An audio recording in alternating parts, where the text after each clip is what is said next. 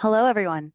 Thank you for joining us for today's webinar on how to run effective strategy review meetings, led by Ted Jackson and Joseph Luco. Ted Jackson is the co-founder of ClearPoint Strategy, bringing over 25 years of experience in strategic management, and worked closely with doctors Robert Kaplan and David Norton, the creators of the Balanced Scorecard. His expertise in performance methodologies and reporting has helped countless organizations drive results. Joining him is Joseph Luco, Vice President of Customer Success at ClearPoint Strategy. With over 13 years of experience in customer success and 11 years at ClearPoint, Joseph leads a dynamic team dedicated to helping hundreds of clients achieve their strategic objectives. Together, Ted and Joseph will share practical tips and best practices to help you run strategy review meetings. Let's dive in. Go ahead and take it away, Ted. Welcome, everybody. Thanks for joining us today for the webinar on making strategy review meetings more effective. As Jenna said, I'm Ted Jackson. I'm here with my colleague, Joseph Luco. Yeah, hello, everybody. I'm really excited to be here with you all today. And at ClearPoint, I work closely with our customers, helping them to streamline their strategy execution and reporting. And today we're going to be tackling a really common problem that we see, which are strategy review meetings that don't actually drive action or strategy execution. And people come to us with their strategic plans, and they know they need to update them and be reporting on them and gather information, but there's this whole process around actually reporting and managing that plan effectively that people don't often think about. We often internally think about this as like the example of like a floating iceberg in the ocean, where 10% of the iceberg is above water, and that's what you see, that's what you know about in terms of, hey, we need to be able to get this information from all of our folks that are involved in the strategy so we can report. But that 90% of the iceberg that's under the water that you don't always see is the processes and approaches that Ted and I are going to be talking about today. So we're really excited to dive into this and reveal that lower 90% of the iceberg. Yeah, excellent. So, if you only look at your strategy every 3 to 5 years, then, really what's the point of having one? So strategy execution requires regular meetings. Too often these meetings become frustrating and ineffective. So what we're going to do is walk you through some best practices, some real world examples, and how ClearPoint can help. And I think Jenna mentioned this in the beginning, but the Q&A is open in this Zoom meeting. So feel free to put in your questions, and Joseph and I will weave them in throughout this discussion. But with that being said, let's jump right in. We need to start by diagnosing the problem. Strategy meetings should drive decisions and actions, but often they fall apart because of, several core challenges. Preparation is inconsistent. This leads to totally wasted meetings. We'll talk about more about this in just a minute. But then during the meetings, if the meetings lack structure, you have a lot of discussion, but you end up not making any decisions. And then following up from the meetings is critical as well. These meetings only end up happening once a month or once a quarter, and they're usually just a couple hours long. So the real action in executing your strategy happens outside of the meetings. We want to make sure what happens during the meetings gets captured and followed through on the outside. Yeah, absolutely. I know there was a customer that we were working with that struggled a lot because for their per capita metrics, this was a local government, each department would use a different population number. So by the time they brought leadership all together, a lot of the questions that were coming up in the meeting was, well, which population number are you using? So by the time they got to a point where everybody felt comfortable with the metrics and the data and the results, the meeting was basically over. So there was really no actual decisions being made, no things happening during the meeting except just doing a deep dive into a couple super specific measures. So if your meetings are getting derailed, maybe this sounds a little bit familiar, but Ted and I will talk about how to fix those issues and many more. Yeah, so really, the best run meetings start before the meeting itself. You can't really expect to walk in and solve strategic problems without good preparation, and really when we think about it, that requires standardized data collection, the ability to pull that data in from across a variety of sources. Yeah, exactly. And we work with another customer that was a large utility, actually. And this data collection process was actually owned by a team of 4 MBAs, probably costing close to $1 million a year. And all this group did was gather Excel spreadsheets and PowerPoints and data via email from all the different lines of business or departments at the utility. And then they would spend a whole month preparing the final documents for the board meeting. And then when that meeting was over, they would just do it again the whole next month. So it took a tremendous amount of time, cost a lot of money, and wasn't quite getting them the results that they needed.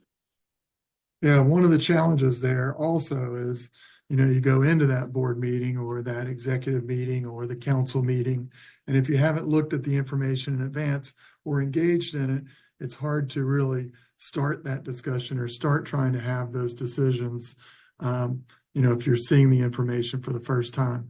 So you really want to engage people prior to the meeting about what's happening or what's going to happen in the meeting.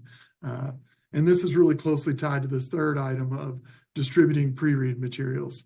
This would be getting information to people in advance, right? So it's really frustrating to see an executive team.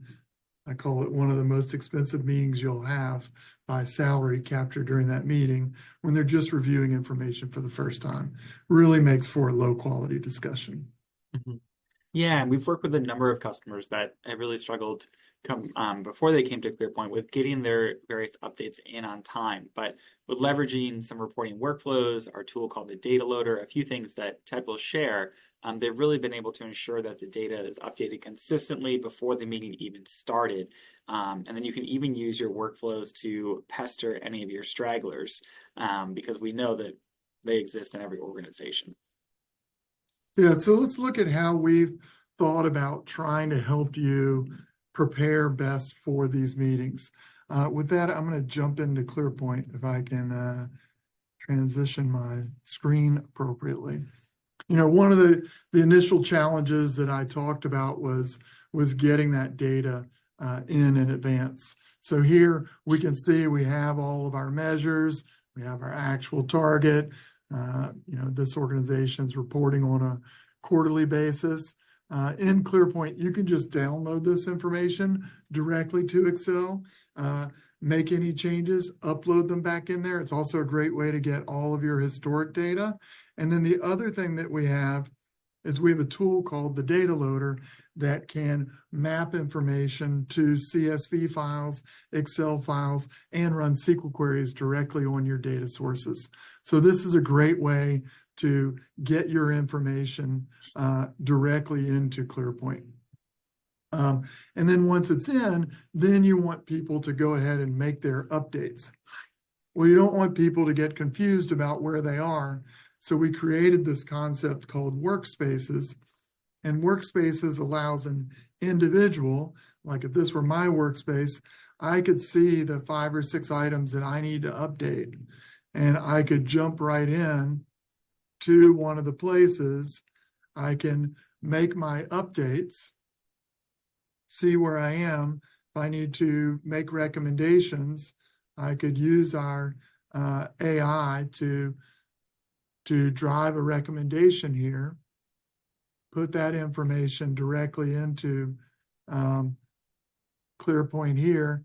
And then what I need to do next is really check with people on the team. This is where we want to start engaging people, right?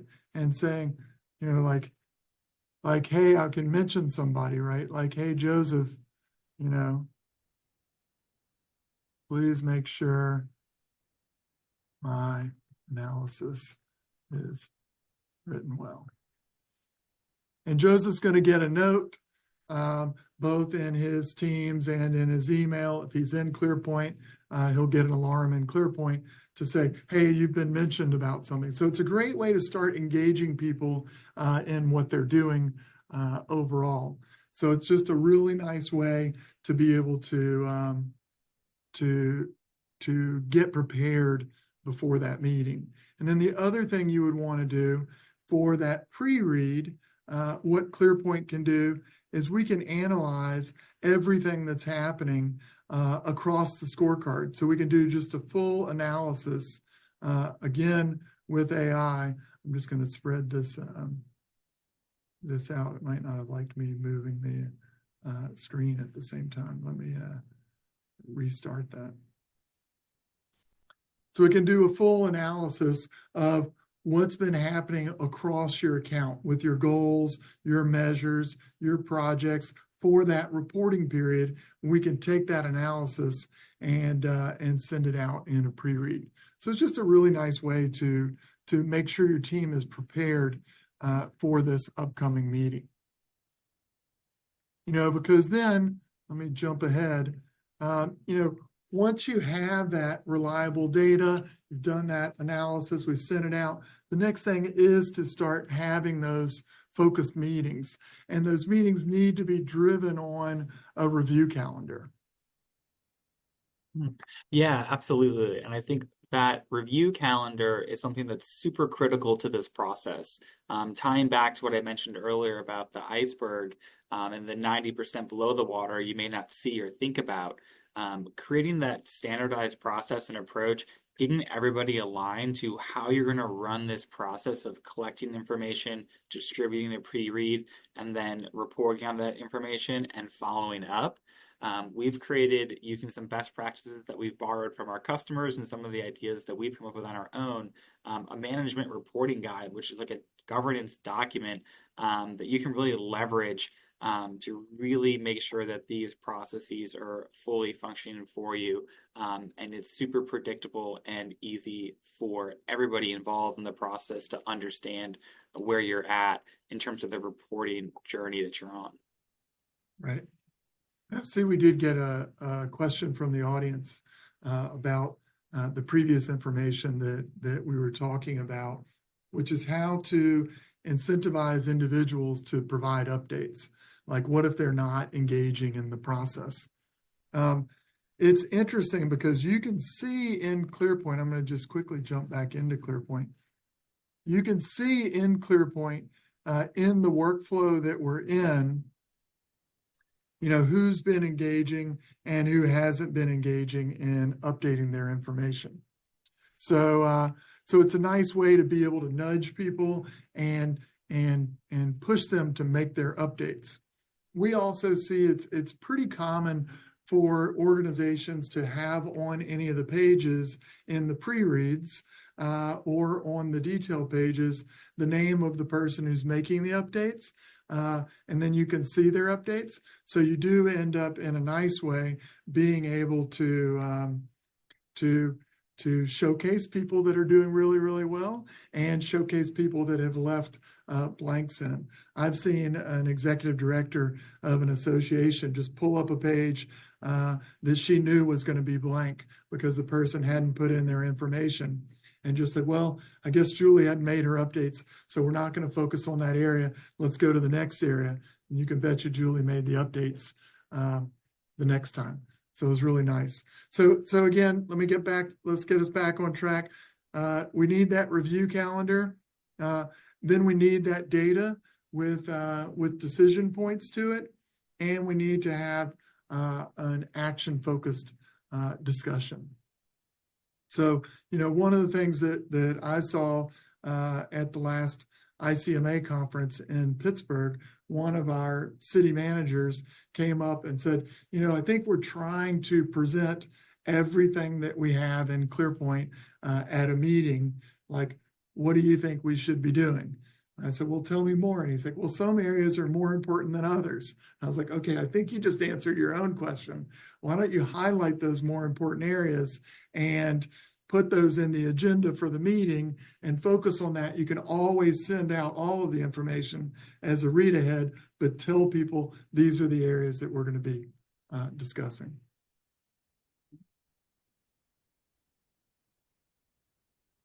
Did you want to add anything, Joseph, before I show something in Yeah, I was also just I wanted to kind of touch on that point again about just focusing on the discussions and the action in the meeting. And I think, sometimes people can get a little bit really focus on their objectives or goals and their measures or KPIs. But I think the nice thing about ClearPoint and having a truly balanced overall approach to strategy is that those projects and those action items are really, really key. Because, hey, what are we actually going to be doing? And I think if you're only focusing on the objectives and the measures, the meeting becomes a bit of just a readout. And the status of those objectives and measures can be tackled in the pre-read that you share, but the discussion really should be about kind of where the measures are at and then how the projects and actions that you're taking are driving improvement to the metrics and to those trends. So, I'm reminded of a customer that we worked with in the past that really spent close to 80% of their meeting time, they mentioned, just talking about data accuracy and doing a readout, and then at the end, running out of time to actually really dive in to talking about what we're going to do about the results. And ultimately, like, that's what's most important in terms of actually executing the strategy. Yeah, excellent. I see we got a question from Rachel on, do we have suggestions on how to motivate meeting attendees to complete the pre-readings? We've done a couple of things. One, typically the people writing the analysis for objectives are the ones that are in the meetings or for the goals. So one of the things we've seen is people leveraging our AI capability to summarize what's happening. And then we send out the information in advance saying, this was written by AI, make sure that it represents what you've written appropriately. And that gets people pretty curious about what it could have written and how well it did summarizing the information. And that with the agenda, with a clear set of what you're trying to solve in the meeting. And then if people aren't prepared, they don't get to weigh in. So, some of that is having a good decision-making process, and letting people understand how you make decisions during meetings. And usually that gives people a bit of an incentive to show up, especially if one of the decisions is going to impact their department pretty heavily. Yeah, and Rachel, you're certainly not alone in all of this. I know one of the management techniques that Jeff Bezos used when he was running Amazon was he would reserve the first 15 minutes of a meeting to make the other executives read the pre-read. Because he just knew that sometimes certain leaders will kind of show up and fake it and not be completely prepared. So he actually carved out time in the meeting for people to do the pre-read. Yeah. And then we just got another question from Deborah. I appreciate all the questions. It saves Joseph and I from just chatting with each other too much. Is how do you train people not to just read each line about what they've written?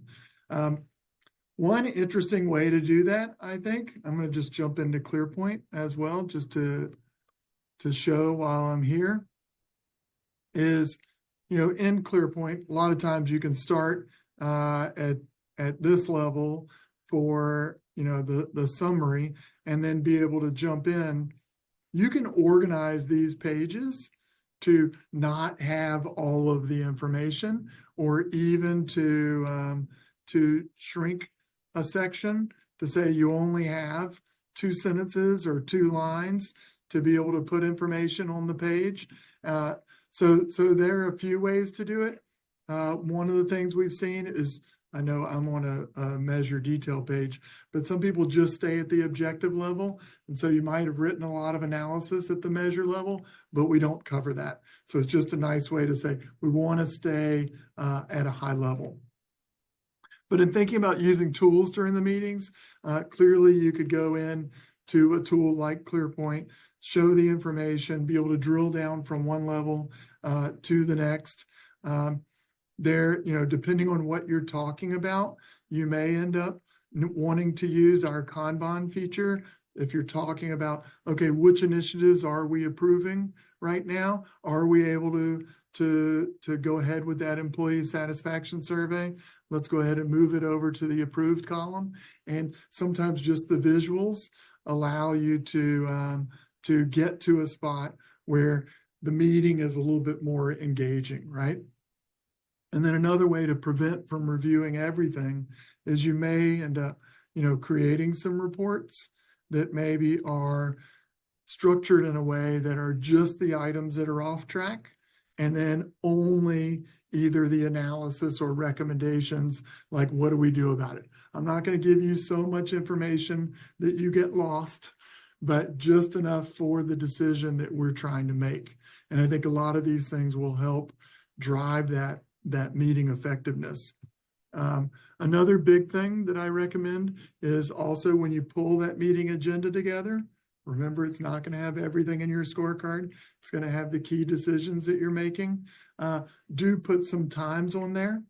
And I like to put, not only 30 minutes, but also, this meeting started at 11. I would say at 11:15 we want to be here. At 11:30 we want to be at the next spot, so that everyone can kind of look at their watch and know, like, okay, we need to stop discussing this and move to the next item.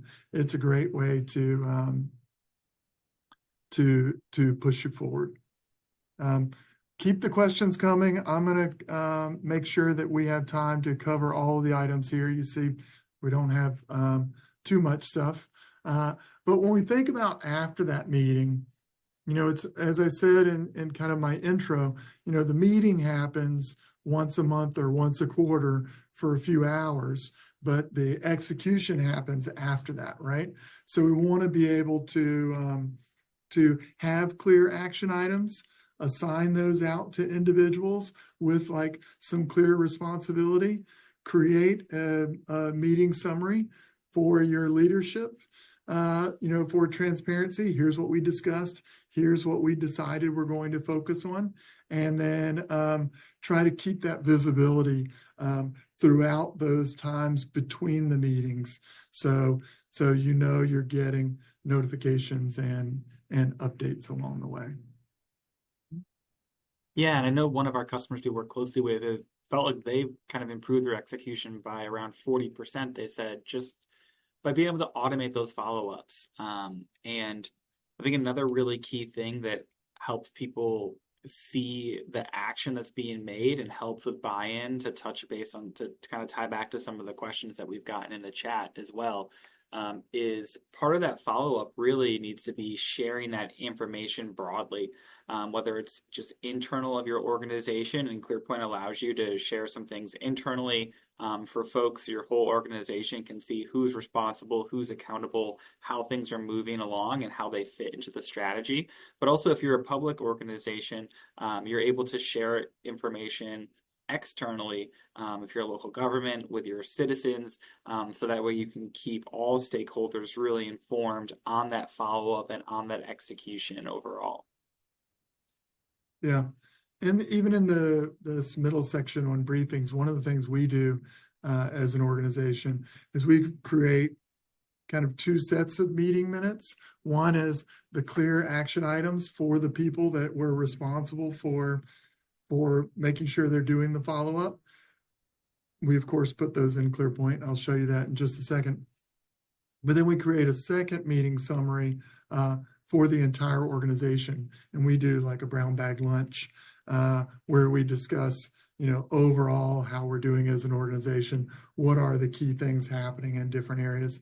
It's a great way. I think there's, typically when you're saying we're doing a strategy meeting, bringing the executive or the management team, into a conference room with a closed door, people are usually curious about what's being discussed. This is just another great way to provide transparency.